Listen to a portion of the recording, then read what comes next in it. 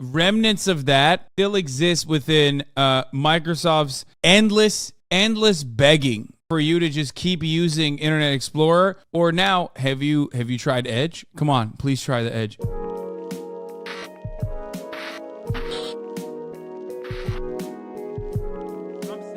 Good video showing the similarities. You wanna know the truth? I don't know enough about the... Ooh, this seems like a good video. Good video showing the similarities from the dot-com bubble of 2000 to the 2022 buzz. Is it a boom without end? And I should, being a tech company CEO. And I'm 32 years old now. I was 12 years old at the turn of the millennium. I should know about this stuff. But back then, all I cared about was my N64. I gotta pee, I'll be back. What I know but this about seems the like a great dot-com video. bubble was that it was this massive overhype in the stock market in the 2000s, which led to a massive market crash around that year. And I can remember some keywords like Amazon and eBay, they were all part of that. There's no guarantee that Amazon.com can be a successful company. What we're trying to do is very complicated. If it wasn't the year 2000, it must have been related to Y2K, right? You will have to look out for you, your neighbors, and your community. Even the government's best efforts may not be enough. But I don't know. So we're doing this video for my own research and because you guys asked for it.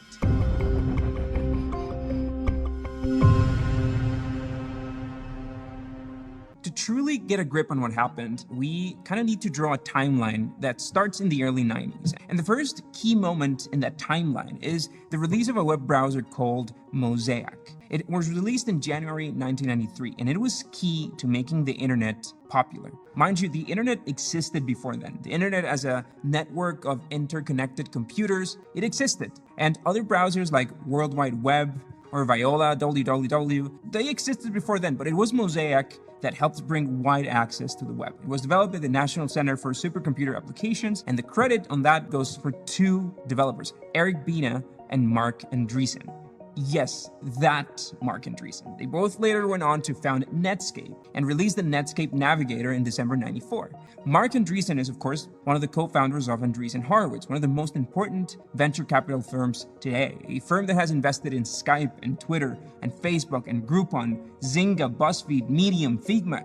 But I'm getting sidetracked. What the f is Figma, dude? Figma balls. The thing is that Mosaic was the first popular internet browser in the world. We could call it the beginning of a widely accessible internet. And other browsers came along later and stole most of its market share. And there were literally browser wars in the 90s. Mark Andreessen has brought rhyme, reason, and maybe soon the masses to the mystifying world of the internet, which seamlessly links computers all over the world. Let's fill this timeline with internet speed. In 1993, the fastest internet you could get was 56 kilobytes per second. That was with a modem over the phone.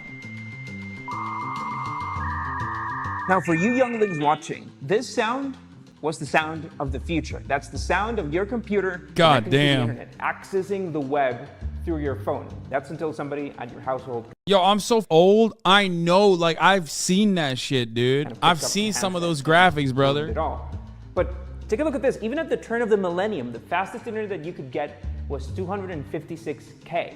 If you look at this curious thing, when Amazon.com released, average internet for US households was 56 kilobytes per second. That shit would take hours to load, man. And let's add computer access to that timeline. Households in the US with a personal computer went from 8% in 1984 to 36% in 97 to 51%. You know what's pathetic, by the way? 256 kilobytes, dude. Like, in America, ain't shit changed, brother. How sad is it that, like, in most places in America, because he's going to talk about, like, crazy speeds now. He's going to be like, oh, man, you can just, like, very easily access, like, 1 gig, right? No. Wrong. In the year 2000. But even in this early internet, entrepreneurs saw a field of opportunity. Let's add, for example, the number of websites. From 91 to 95, the number of uploaded websites went from 1 to 23,000 plus, and there were no signs of slowing down. From 95 to 96, it jumped 1,000% to 257,000 websites uploaded. These factors, along with a few others like the launch of Yahoo, led people to start seeing the internet as this gold mine. To me, it's crazy to think that I was alive for this fundamental transformation in our lifetimes, but I was just worried about other things. The point was that in these 5 years or so, the internet stopped being a world exclusive for geeks in dark, stuffy basements. There was a lot of hype surrounding internet companies. Here's another fundamental episode in this. Remember the 30-second porn clips on XNXX, the original TikTok? Bro, I remember using like some Nokia phone, okay, that had internet access for the first time, and it had like color, and trying to look up porn on it with my SIM card that was not unlimited, by the way. There was no such thing as like unlimited data back then, and I tried to jerk off to titty pics on a fucking screen this big. You know what I mean? How crazy is that shit? Story. In August 95, Netscape went public, and the world was completely blown away. I had a PSP too. That kind of was a game changer, but like that's, we're talking, at that point, we're talking like LimeWire, you know, Ares was another one, FrostWire, like you got peer-to-peer sharing. You know, at that point, you were downloading all kinds of viruses on the family computer to just get one, to fire one off on the fucking PSP in your room. Going public means a company's shares, which were previously owned by the founders and by private investors, can now be traded by the public in the public stock market. Companies define an IPO price. That's the initial public offering price, or the price per share they expect people will pay at that initial offering.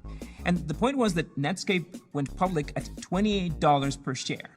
By the end of the day, the price per share had almost tripled to $75 and ended up closing at $58. And now let's remember that Netscape was founded by these guys less than 18 months prior to that. Their valuation went from $0 to $2.9 billion in about a year. This insane soar for Netscape suddenly meant that anything and everything with a .com in its name was a golden ticket to millions of dollars. The web promised new fortunes, and like cowboys driving into the new frontier, investors rushed to inject money into these companies. But there was no restraint. These companies needed to grow as fast as possible to have more and more users. So many companies just invested mostly in advertising. Bringing it all together with the true power of the internet. It didn't really matter that many of these companies weren't profitable at all. All that mattered was getting bigger and bigger and bigger. In 1999, for example, there were 457 IPOs, and many of them .com companies.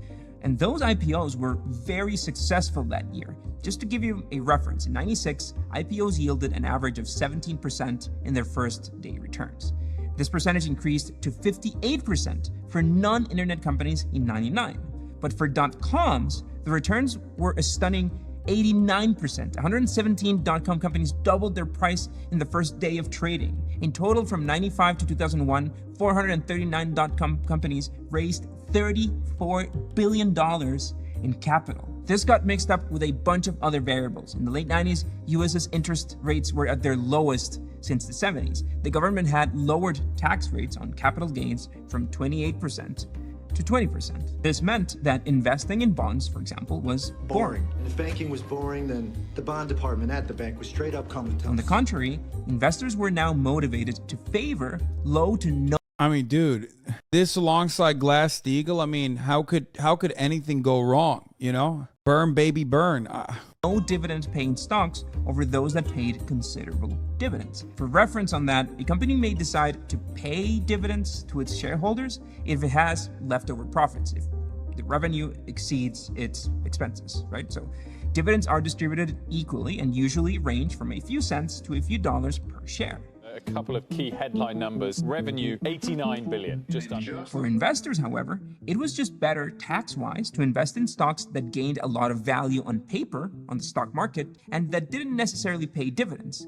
And these .com startups were spending like crazy. Profitability was not on the horizon, and it didn't matter. They just didn't want to turn a profit. They just wanted world domination. And if that sounds strangely Huh, that's crazy. It seems like we learned a lot from the .com bubble. And we learned to just do the exact same thing. It's like monopolizing quickly, being the first to monopolize. Familiar is because it is. The last time you put out a note on Tesla, I think all they are this one stop. This is a manifestation of a bubble. But let's get back to the 90s. In the mix of all this, the crazy spending, one person thought differently, and that's Alan Greenspan, who was the chairman of the Federal Reserve back then. He warned that this spending was just too exuberant. But this warning itself is a topic of debate. In retrospect, some experts have said that, yes, Greenspan did warn of this erratic behavior, but did little to correct it. Still, Greenspan's warning reached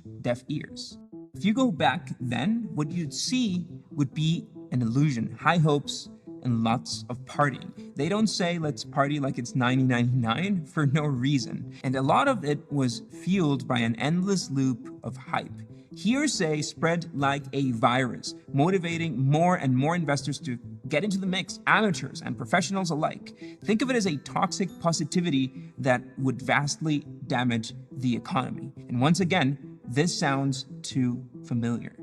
It wasn't all speculation, though. Companies like Amazon and eBay were born in the 90s, and they not only showed promise, but were successful business models. The detail here is that there was only room in the world and in the economy for one Amazon and one eBay. The reality was that most .coms weren't meant for success. And some examples, just for research sake, and just to give you an idea, there's this company called Boo.com, who was an online clothing retailer that ended up spending $188 million in 6 months. And there was this company called Pixelon, that's a streaming video startup that hosted a $16 million .com party in October '99 that had bands like Kiss, Sugar Ray, and a reunion of The Who. And you're probably too young to understand who The Who is. Get it? Anyway, the point was that there was inevitable FOMO involved in all of this. Such a return was just too much to pass up, but at the same time, it became the perfect storm. And by now, it's just about to blow. Have technology, globalization, and free trade come together to create a truly new economy. We hope that the roaring 90s will stretch on after the ball drops. And when you look past the hype at the end of it all, a company must generate cash and produce a profit eventually. It's that simple. But when you're high, it's just hard to see that reality. These companies... I want to ask about the Glass-Steagall Act, or repealing Glass-Steagall Act, which is pretty basic. It's not out of my element. The easiest thing you can understand is, here, I'll tell you like this. Bank of America. Now, Bank of America Merrill Lynch. That's it. Back in the day, commercial banks that take your money, okay, and hold it, and investment banks were separate. That's no longer the case in the world that you live in. That's it. We're spending crazy dollars on marketing and aspects that had nothing to do with generating revenue or improving their cash flow. If they can continue raising money, why would you want to focus on revenue, right? Why Musk was so determined to tell the street that he wasn't going to raise capital. It's been growing at a remarkable pace. Apple will be the first trillion-dollar company. Part of the problem was that the expectations created by these massive investment rounds, these massive valuations and IPOs was so much expectation that the value of these companies exceeded their capacity to respond. The promised value was just too much for the companies to actually grow to that value. HSBC once reported that companies would have to grow their revenue by 80% a year to satisfy valuations they had back in those years. Microsoft was one of the best performing companies at that time, and it only managed to grow by 50%. On March 2000, the NASDAQ index reached an all-time high of 5,132 points, but the needles that would prick the bubble were just creeping in. And hold on, we've made it all the way to year 2000, and we have not talked about Y2K. What if everything that could go wrong did? It's 100 days away. After all the talk, all the hype, all the fear. You children of the millennium, you probably won't get why there was so much desperation and craziness around Y2K. Because the theoretical problem was that computers in the past century often counted years with just 2 digits, 88, 95. This wasn't programmers being lazy. On the contrary, it was these guys optimizing for the very limited storage at the time. Any additional bit required to store a full year was very expensive. So when the computer clock changed in the millennia, it would go to 00. But how was 2000 different from 1900? They're both 00. Another problem back then was that some programmers may have misunderstood the Gregorian calendar rule on leap years. The rule states that years that are exactly divisible by 100 are not leap years. While that rule is correct, there's an exception to it that states that years divisible by 400 are leap years. And then 2000, the correct answer is 2000 was a leap year. And finally, there was fear that people could confuse the day, month, year format on the date. When you have a 99 at the end, it's easy to tell which one of those numbers is the year. But what if the date is 01/11/05?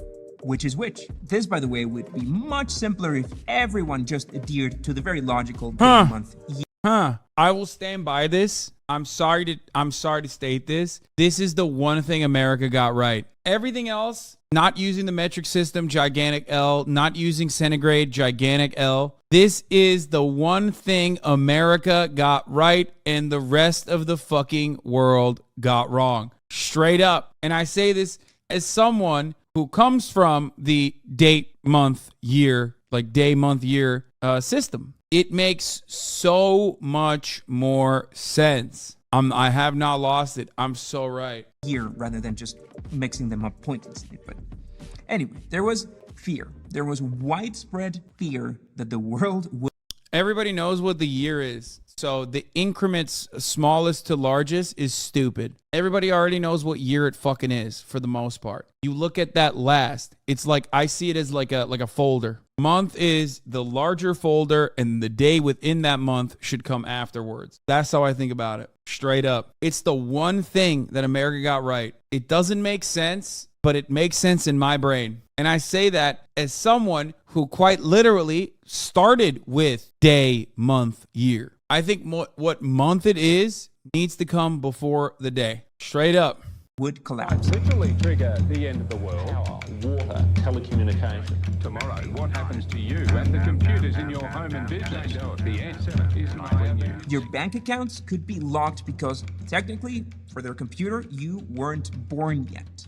The US Secretary of Defense said that the Y2K problem is the electronic equivalent of El Nino, and there would be nasty surprises around the globe. Companies like AT&T revealed that 60% of the time and money needed for its total compliance efforts was going to be devoted to testing the source code changes made to address this Y2K issue. And I kid you not, I remember having conversations with my friends in school on whether the world was going to end on that December vacation. The US had braced the country for the financial chaos that Y2K would cause. In February 2000, when it was clear that we had survived, Alan Greenspan announced the need for a dramatic rise in interest rates.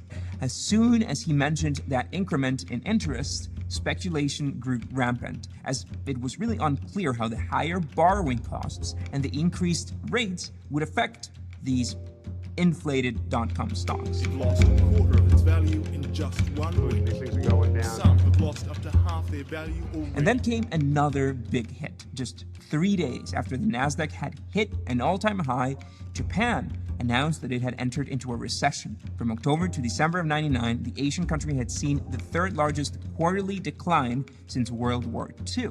And Japan is important here because they were a crucial player in the tech market. So this news spread like wildfire, starting a worldwide sell-off of already very vulnerable stocks. In no time, the Nasdaq had fallen 39% in the year 2000. It's described as nothing short of breathtaking, a points drop never before seen on the US market. This drop just showed the fragility of internet stocks, as the market suffered significant losses while other markets and other industries rose. By March 13th of 2000, the Nasdaq had seen its fourth biggest point loss in history. And we were just getting started with that crash. On March 20th, like a swift sword slaying any remaining hope, the Federal Reserve raised interest rates.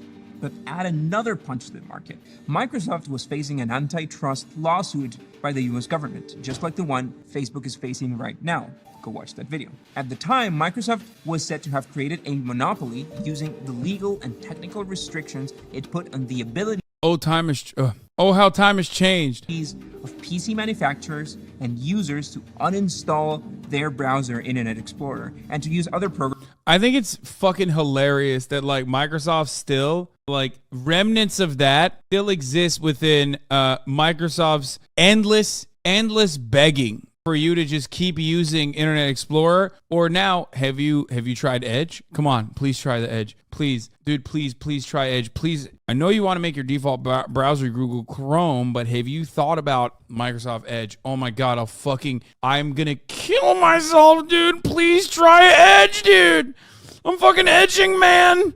I'm on a knife's edge. Come on. Programs such as Netscape and Java. In a sense, this is the end of an era. A failed early settlement of the case hit Microsoft with 15% in losses and an 8% drop in the NASDAQ. And it was then and only then that investors, analysts, and experts all raised flags. To them, it was finally time to look at the numbers, but it was just too late.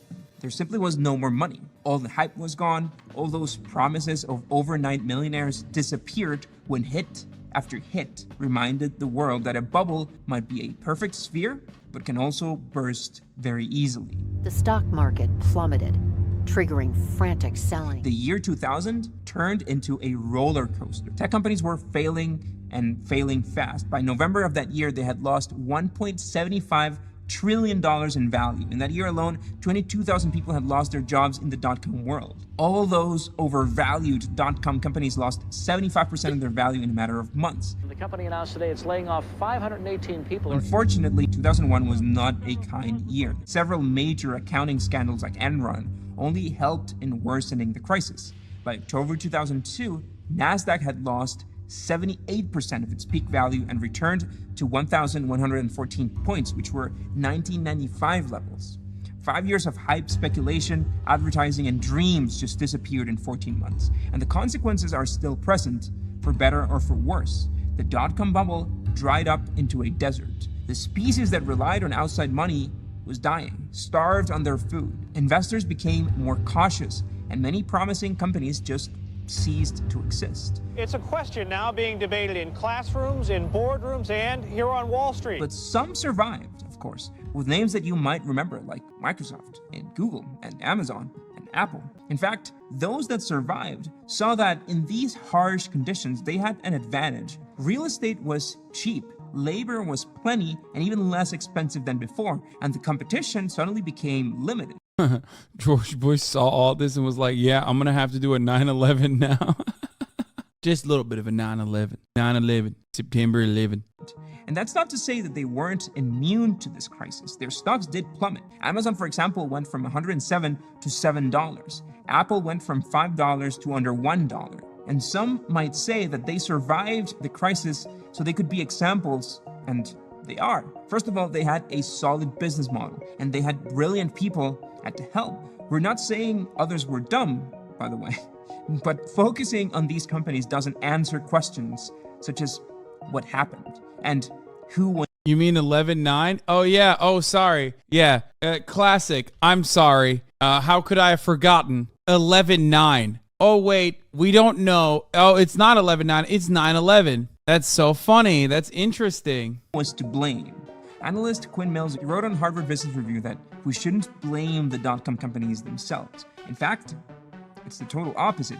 To him and to many, the real culprit of this was the capital markets.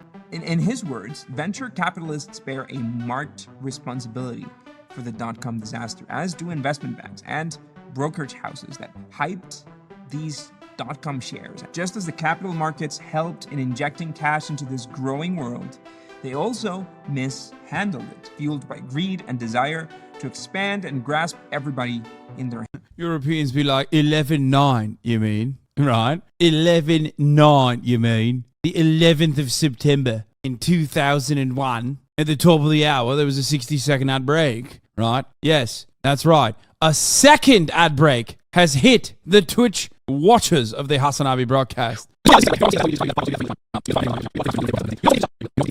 Is the 1 minute ad break now. Very nice. Hands, but they left their business models behind. Quinn reminds us of other culprits too. The powerful and sometimes dangerous alliance between Wall Street and the Federal Reserve created a lot of money, too much money it might seem. Part of it was to prepare for an apocalyptic phenomenon that never really occurred. But the consequences of this crisis were so vast that many wondered if the world would ever hybrid recover effect. from this bubble. It sounds irrational now because we've seen that the tech world has indeed regained all of its strength. And that, of course, brings us to today. Who here had a parachute for 2020? Even with a health crisis, 2020 was the busiest year for IPOs in a very long time. The last time it was this alive, it was 2001. Tulips.com's real estate, we've been there before. So what do you think? Is it just a matter of when until we see another bubble burst? Are you still watching? That's a I wish he made more comparisons. I mean, he just like described the .com bubble.